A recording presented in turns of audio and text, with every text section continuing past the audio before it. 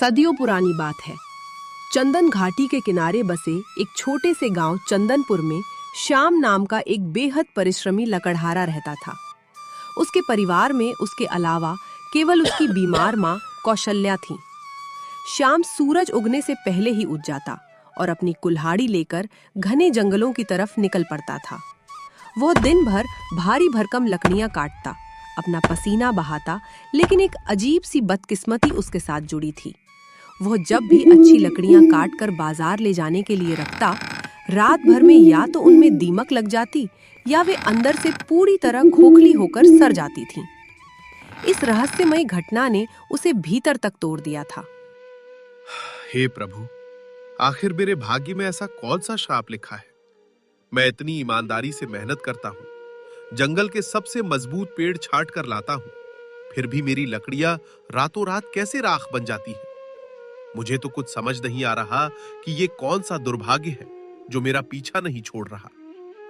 लकड़ियों के इस लगातार नुकसान के साथ साथ श्याम के जीवन पर एक और दुखों का पहाड़ टूट पड़ा था। उसकी वृद्ध माँ कौशल्या की तबीयत दिन प्रतिदिन बिगड़ती ही जा रही थी। श्याम अपनी सूखी रोटियों में से भी पैसे बचाकर उनकी दवा दारू पर खर्च कर रहा था, लेकिन कोई सुधार नहीं हो रहा था। माँ, अब बहुत हो गया। आप जल्दी से अपना शॉल ओढ़ लीजिए। मैं आपको आज ही गांव के सबसे बड़े और अनुभवी वैद्य जी के पास ले जाऊंगा। नहीं मेरे लाल, मुझे कहीं नहीं जाना। तू खामखा परेशान हो रहा है। बस जंगल से कोई जड़ी बूटी लाकर काढ़ा बना दे। माँ, आप कैसी बातें कर रही हैं? वैद्य जी जब तक आपकी बीमारी को समझेंगे नहीं, आपकी नाड़ी नहीं टटोलेंगे, तो वो सही दवा कैसे देंगे?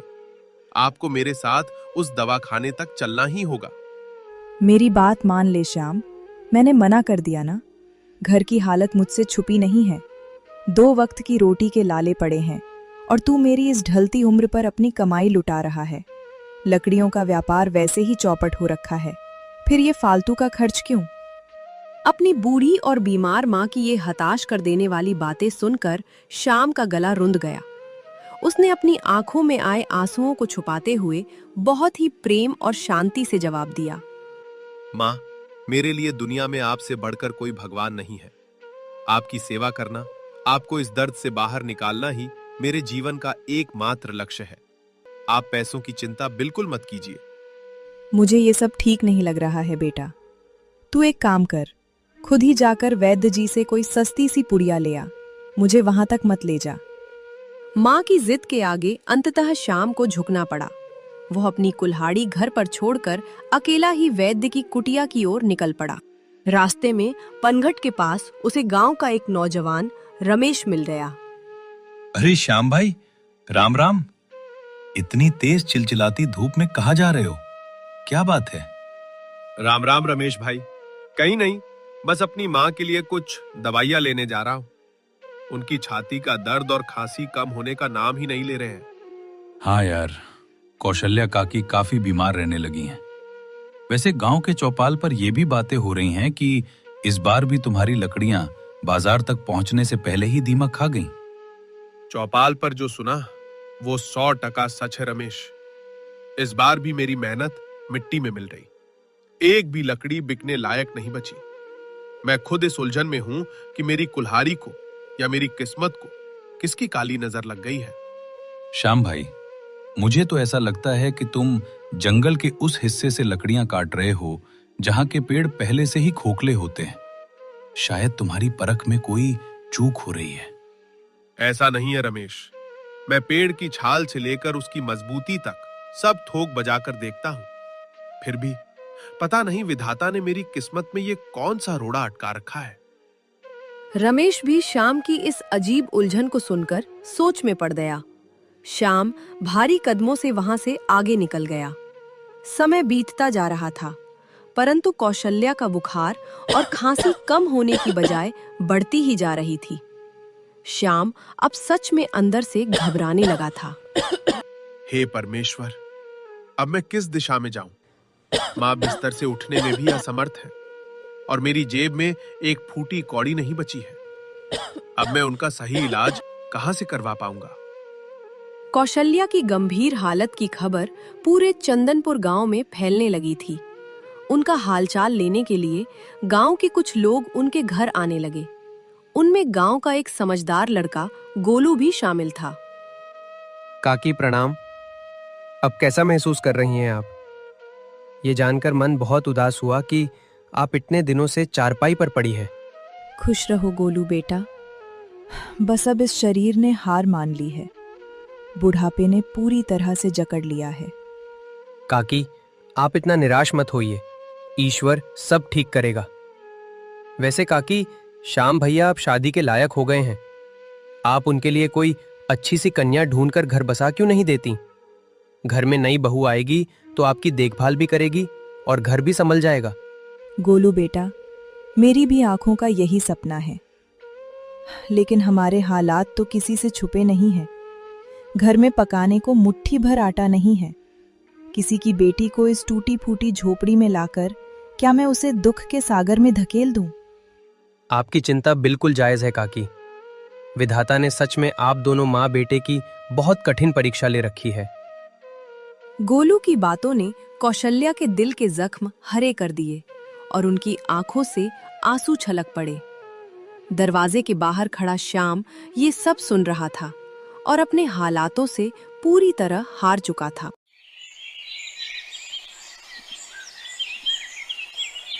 एक दिन वो अपनी सूखी पड़ी लकड़ियों के ढेर के पास हताश होकर बैठा था। पता नहीं इस लकड़ी में ऐसा क्या दोष है जो बाजार पहुंचते ही राख हो जाती है। उधर माँ मौत के मुहाने पर खड़ी है और मैं कुछ नहीं कर पा रहा। क्या मेरे जीवन में कभी सवेरा होगा? श्याम जब अपनी बेबसी पर आंसू बहा रहा था, तभी गांव का एक और परिचित व्यक्ति मोहन वहां से गुजरा। श्याम को इस तरह फूट फूट कर रोता देख वो उसके करीब आ गया। अरे श्याम मेरे भाई, ऐसे सिर पकड़कर क्यों रो रहे हो? सब ठीक तो है ना? मोहन भाई, मेरी तो किस्मत ही मुझसे रूठ गई है। न लकड़ियों का काम चल रहा है, न घर में माँ की तबीयत सुधर रही है।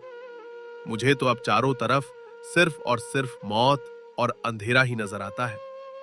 अरे श्याम, ऐसे हिम्मत हारना मर्दों का काम नहीं है। बुरा वक्त आज है, कल नहीं रहेगा। तुम एक काम करो, इस बार लकड़ियों का व्यापार नए सिरे से और बड़े पैमाने पर शुरू करो। मोहन भाई, बिना पूंजी के व्यापार कैसे करूं? नई कुल्हाड़ी और बैलगाड़ी किराए पर लेने के लिए मेरे पास एक सिक्का भी नहीं है। पैसा नहीं है तो क्या, गांव के बड़े सेठ करोड़ीमल किस दिन काम आएंगे। उनके पास जाओ, कुछ रुपयों का कर्जा ले लो। जब लकड़ियां बिक जाएं तो उनका पैसा उन्हें लौटा देना। सेठ करोड़ीमल से कर्जा? भाई, अगर उन्होंने मेरी ये फटी पुरानी शक्ल देखकर मुझे हवेली से धक्के मारकर निकाल दिया तो?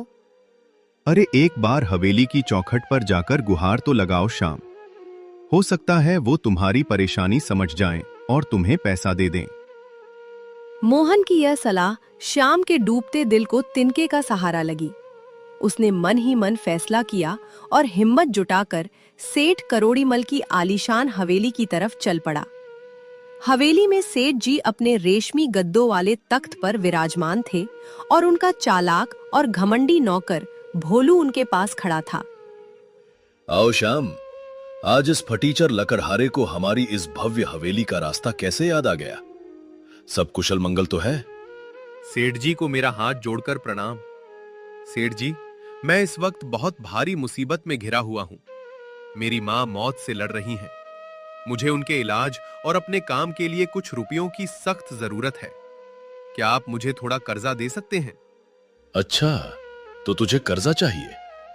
देख श्याम, करोड़ीमल की तिजोरी में रुपयों की कोई कमी नहीं है, पर तू मुझे यह समझा कि मेरा दिया हुआ रुपया मेरे भारी ब्याज के साथ तू मुझे वापस कब करेगा? सेठ जी, जरा होशियारी से। ये श्याम ठहरा एक गरीब और बदकिस्मत लकड़हारा। इसकी तो लकड़ियां भी इसे धोखा दे जाती है। ये आपका इतना बड़ा कर्जा भला कहां से और कैसे चुकाएगा? ये तो आपके पैसे डुबा देगा। भोलू भाई, आप मेरे बारे में ऐसा मत बोलिए। मैं रात दिन एक कर दूंगा, दुगनी मेहनत करूंगा, पर सेठ जी की पाई पाई बहुत जल्द उनके कदमों में लाकर रख दूंगा। सेठ करोड़ीमल ने अपनी मूंछों पर ताव दिया, कुछ पल सोचा और फिर एक गहरी चाल चलते हुए श्याम को कर्जा दे दिया। पैसे मुट्ठी में आते ही श्याम की जान में जान आई। वो खुशी खुशी घर की तरफ दौड़ा और सीधे अपनी माँ के पास पहुंचा। माँ देखो, अब घबराने की कोई बात नहीं है। मेरे पास पैसे आ गए हैं। मैं कल सुबह ही आपको शहर के सबसे बड़े अस्पताल में ले जाऊंगा। आप बिल्कुल स्वस्थ हो जाएंगी। श्याम बेटा, ये इतनी बड़ी रकम तू कहाँ से लेकर आ गया? तूने कहीं कोई गलत काम तो नहीं किया या किसी से कोई कर्जा तो नहीं उठा लिया? हाँ माँ, मैंने गांव के सेठ करोड़ी मल से कुछ रुपए उधार लिए हैं। आपकी जान बचाने के लिए मेरे पास इसके अलावा कोई और रास्ता नहीं था।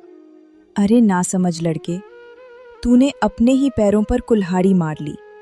तूने सेठ करोड़ी मल के उस दलदल में पैर रख दिया है जहां से कोई बाहर नहीं आ पाता। और उसका वो नौकर भोलू, वो तो महाकपटी है। वे दोनों हम गरीबों का खून चूस लेंगे। माँ की ये चेतावनी सुनकर श्याम की खुशी थोड़ी फीकी पड़ गई, लेकिन उसने खुद को संभाला और अपनी माँ को सांत्वना दी। माँ, अभी आप इन सब बातों को भूल जाइए और बस अपने इलाज पर ध्यान दीजिए। मेरे लिए सिर्फ आपकी सांसें मायने रखती है। अगर आपको कुछ हो गया तो मेरा इस दुनिया में वैसे भी कोई मोल नहीं है। श्याम अपनी माँ को शहर के एक अच्छे अस्पताल में ले गया। वहाँ इलाज तो बहुत अच्छा हुआ, लेकिन उन महंगी दवाइयों और अस्पताल के खर्चों में सेठ का दिया हुआ सारा कर्जा पानी की तरह बह गया। श्याम अब पूरी तरह से सेठ के जाल में फंस चुका था। हे भगवान, कर्जे की सारी रकम तो माँ के इलाज में ही खत्म हो गई। अब मैं सेठ जी को उनका ब्याज कहाँ से दूंगा? मैं तो कहीं का नहीं रहा। श्याम अब दिन रात इसी गहरी चिंता में डूबने लगा। और फिर एक मनहूस सुबह वही हुआ जिसका श्याम और उसकी माँ को सबसे ज्यादा खौफ था। सेठ करोड़ीमल और उसका नौकर भोलू कर्जा वसूलने के लिए श्याम की झोपड़ी के बाहर आ धमके। श्याम, ओ श्याम के बच्चे, बाहर निकल अपनी झोपड़ी से। तेरी मोहलत का समय कल ही खत्म हो चुका है। बाहर आ और मेरा पैसा मेरे ब्याज के साथ बाहर लेकर आ। सेठ जी, अभी तो मेरे पास आपको देने के लिए एक भी सिक्का नहीं है।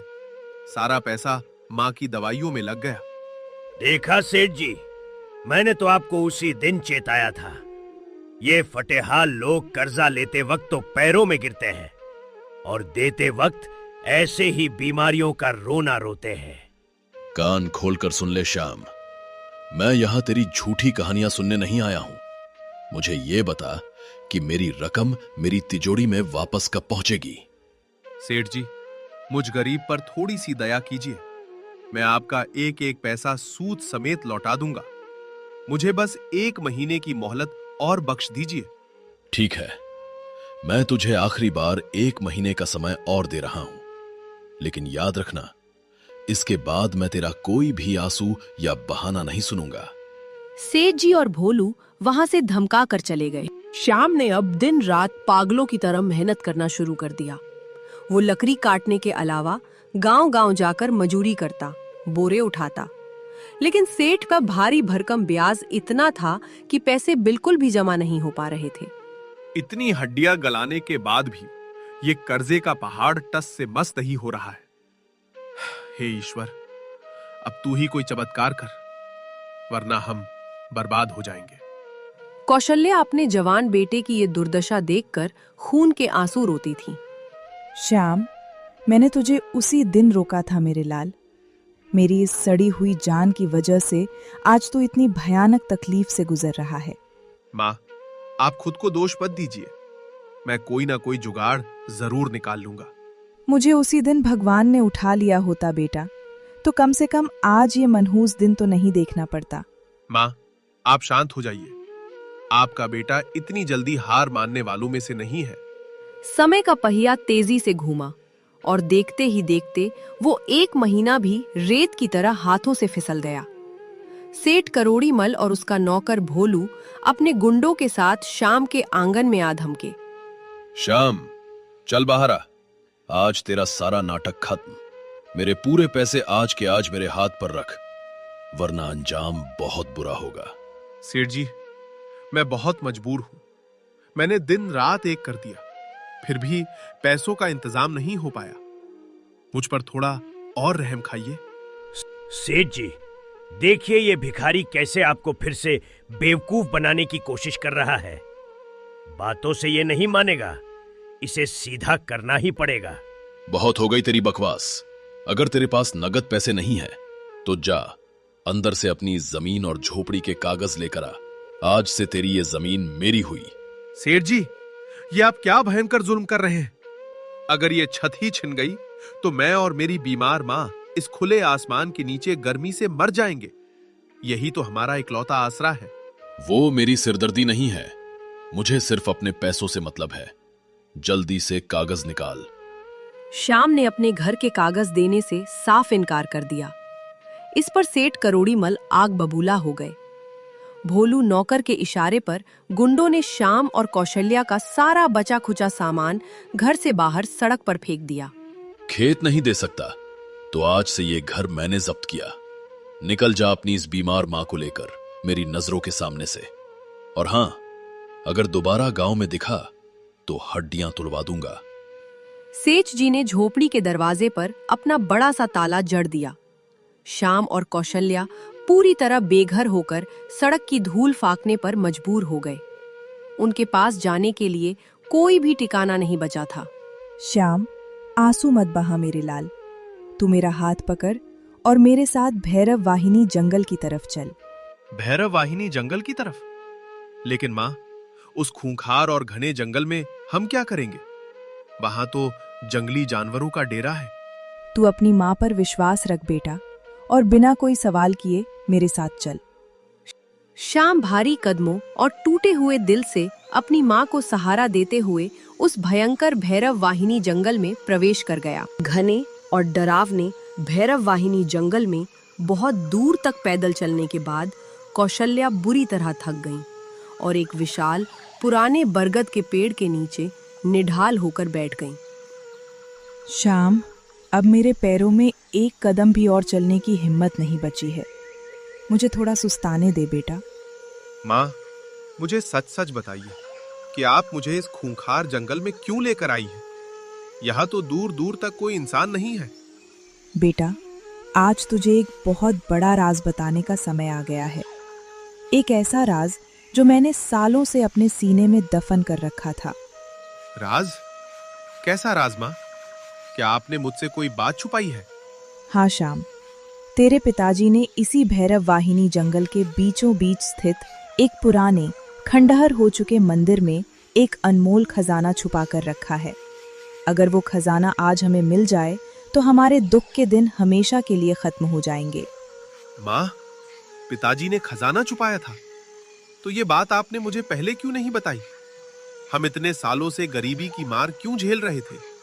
क्योंकि तेरे पिताजी का सख्त आदेश था कि उस खजाने को तब तक हाथ मत लगाना जब तक सिर पर कोई बहुत बड़ी और जानलेवा मुसीबत ना आ पड़े। आज जब हमारे पास न घर है न पैसा, तो उस खजाने को निकालने का यही सही समय है। मां, ये तो बहुत बड़ी खुशखबरी है। मैं अभी जाकर उस खंडहर मंदिर की खोज करता हूँ। आप भी चलिए मेरे साथ। नहीं श्याम, मुझसे अब एक कदम भी नहीं चला जाएगा। तू जा, वो खंडहर मंदिर इसी जगह के आसपास ही कहीं होना चाहिए। मैं तेरा यहीं बैठकर इंतजार करती हूँ। श्याम के मन में एक नई उम्मीद की किरण जाग उठी। वह तेजी से जंगल के भीतर उस पुराने खंडहर मंदिर को खोजने निकल पड़ा। काफी देर तक झाड़ियों और कांटों से जूझने के बाद भी उसे कोई मंदिर नहीं दिखाई दिया। मां ने कहा था मंदिर पास ही है, पर यहाँ तो दूर दूर तक कोई खंडहर नहीं है। कहीं मां को इतने सालों बाद जगह याद रखने में कोई भूल तो नहीं हो गई? लेकिन श्याम ने हिम्मत नहीं हारी और वह जंगल के और भी घने हिस्से की तरफ आगे बढ़ता चला गया। कांटे उसके पैरों को चीर रहे थे, लेकिन उसे केवल अपनी बीमार मां और उस खजाने की चिंता थी। अचानक पेड़ों के एक झुरमुट के बीच से उसे पत्थरों का एक बहुत पुराना टूटा फूटा ढांचा दिखाई दिया। अरे, वह सामने क्या है? लगता है वह पत्थरों की कोई प्राचीन इमारत है। शायद मां इसी पुराने खंडहर मंदिर की बात कर रही थी। मुझे जल्दी से वहां जाकर देखना चाहिए। श्याम दौड़कर उस ढांचे के पास पहुंचा। वह सचमुच एक बहुत ही प्राचीन और वीरान खंडहर मंदिर था, जिसकी दीवारें ढह चुकी थीं और जगह-जगह जंगली बेलें और काई उगी हुई थीं। मंदिर तो मिल गया, लेकिन इतने बड़े खंडहर में पिताजी ने वह खजाना कहाँ छुपाया होगा? मुझे चप्पा चप्पा छान मारना पड़ेगा। श्याम ने उस वीरान मंदिर के अंदर प्रवेश किया। वहां दिन के उजाले में भी काफी अंधेरा और डरावना सन्नाटा था। वह भारी पत्थरों को हटाकर और पुरानी टूटी मूर्तियों के पीछे अपना खजाना ढूंढने लगा। यहाँ तो कुछ भी नहीं है, सिर्फ धूल, मकड़ी के जाले हैं। हे भगवान, कहीं किसी और ने तो वह खजाना पहले ही नहीं निकाल लिया। अगर ऐसा हुआ तो मेरी माँ का क्या होगा? श्याम निराश होकर वापस लौटने ही वाला था कि तभी उसकी नजर मंदिर के एक अंधेरे कोने में दीवार के भीतर बने एक छोटे से ताक पर पड़ी। वहां एक पुरानी धूल फाकती हुई लाल रंग के कपड़े की पोटली रखी हुई थी। उस लाल कपड़े की पोटली को देखते ही श्याम की आंखों में चमक आ गई। अरे वाह, वो लाल कपड़े की पोटली कैसी है? जरूर पिताजी ने इसी लाल पोटली के अंदर सोने चांदी के सिक्के और कीमती जेवरात छुपाए होंगे। आज मेरी सारी लाचारी दूर हो जाएगी। श्याम दौड़कर उस ताक के पास गया और उसने कांपते हाथों से उस लाल कपड़े की पोटली को उठा लिया। लेकिन पोटली को हाथ में लेते ही श्याम का खिला हुआ चेहरा अचानक उतर गया। ये क्या? ये पोटली तो बहुत ही ज्यादा हल्की है। अगर इसमें सोने चांदी होता तो इसका वजन इतना कम थोड़ी होता। श्याम ने धड़कते दिल से उस लाल कपड़े की गांठ खोली और उसके अंदर देखा। अंदर का नजारा देखकर श्याम पूरी तरह से सन्न रह गया, जैसे उसके पैरों तले जमीन खिसक गई हो। है? ये क्या भद्दा मजाक है? इस लाल कपड़े में तो केवल एक सूखी हुई आम की गुठली रखी है। पिताजी ने इस मामूली सी आम की गुठली को खजाना क्यों कहा था? ऐसी गुठलियां तो गांव के बच्चे चूस कर सड़क पर फेंक देते हैं। श्याम ने उस लाल पोटली को गुस्से में वही जमीन पर पटक दिया और अपना सिर पकड़कर रोने लगा। मेरी तो किस्मत ही खराब है। ना लकड़ियों का काम बचा, ना छत बची, और अब खजाने के नाम पर ये आम की सूखी गुठली मिली है। माँ को जाकर क्या मुंह दिखाऊंगा? वो तो यही सोच रही होंगी कि उनका बेटा सोना लेकर आएगा। श्याम भारी मन से उस लाल कपड़े और गुठली को उठाकर वापस उसी बरगद के पेड़ की तरफ लौट पड़ा, जहां उसकी माँ कौशल्या उसका इंतजार कर रही थी। श्याम को आता देख कौशल्या के पीले चेहरे पर खुशी की लहर दौड़ गई। आ गया मेरा लाल। क्या हुआ श्याम? क्या तुझे तेरे पिताजी का वो खंडहर मंदिर और खजाना मिल गया? माँ, खजाना तो मिल गया, पर हमारी फूटी किस्मत में सोना चांदी नहीं, सिर्फ धोखा लिखा है। देखिए इस लाल कपड़े की पोटली में क्या है। श्याम ने वह लाल कपड़ा अपनी माँ के सामने खोल कर रख दिया। कौशल्या ने जब उसमें रखी सूखी गुठली को देखा तो वो भी सदमे में आ गई। श्याम बेटा, ये क्या है? इसमें तो सिर्फ एक आम की गुठली है। तेरे पिताजी ने तो मरते वक्त मुझसे सचमुच एक अनमोल खजाने की बात कही थी। क्या उन्होंने अपनी ही पत्नी और बेटे के साथ कोई मजाक किया था? यही तो मैं भी सोच रहा हूं माँ।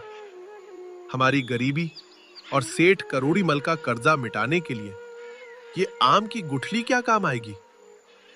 अब हम दोनों इस जंगल में भूख और जंगली जानवरों का शिकार होकर तड़प तड़प कर मर जाएंगे। कौशल्या और श्याम दोनों उस लाल पोटली के पास बैठकर अपने भाग्य को कोसते हुए जोर जोर से रोने लगे। क्या खजाने के नाम पर मिली ये सूखी गुठली किस्मत का धोखा थी? क्या इस खूंखार जंगल में श्याम और उसकी माँ की कहानी यहीं खत्म हो जाएगी? आगे का रहस्य बहुत ही चौंकाने वाला है। ये जानने के लिए अभी कमेंट में पार्ट 2 लिखें। जितने ज्यादा कमेंट्स आएंगे, अगला भाग उतनी ही जल्दी आएगा।